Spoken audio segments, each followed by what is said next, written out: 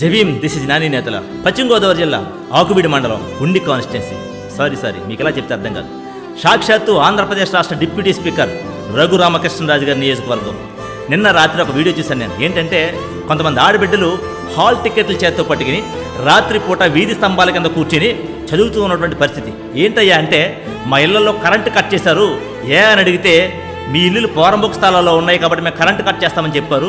అయ్యా మా భవిష్యత్తు ఏంటి, మేము 10వ తరగతి చదువుతూ ఉన్నాం, మా తల్లిదండ్రులకు మేమే ఆధారం కదా, మా ఇళ్లలో కరెంటు తీస్తే మేము ఎట్లా చదువుకోవాలి అని చెప్పి వీధి దీపాల కింద కూర్చుని ఆడబిడ్డలు చదువుతూ ఉన్న ఫోటోలు వీడియోలు రిలీజ్ చేస్తే నా మనసుకు చాలా బాధ అనిపించింది. ఎందుకంటే ఎప్పుడో 70 సంవత్సరాల స్వతంత్ర భారతదేశంలో డాక్టర్ బాబాసాహెబ్ అంబేద్కర్ ఈ భారతదేశ రాజ్యాంగ నిర్మాత, ఆయన చదువుకున్నప్పుడు వీధి దీపాల కింద కూర్చుని చదువుకున్నాడయ్యా అని మేము చరిత్ర చదువుకున్నాం. మరలా ఆ దుస్థితికి రాష్ట్రాన్ని తీసుకొచ్చేసింది కూటమి ప్రభుత్వం.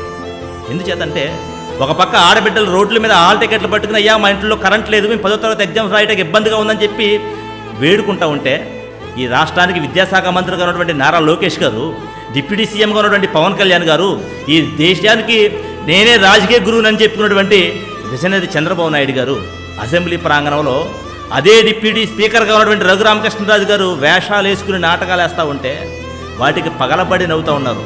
సిగ్గనిపిస్తుంది సార్. ఎక్కడికి పోతున్న ఆంధ్ర రాష్ట్రం, ఈ భారతదేశం కూడా సిగ్గుపడే స్థితికి వెళ్ళిపోయిందని చెప్పి చాలా బాధ అనిపిస్తూ ఉంది.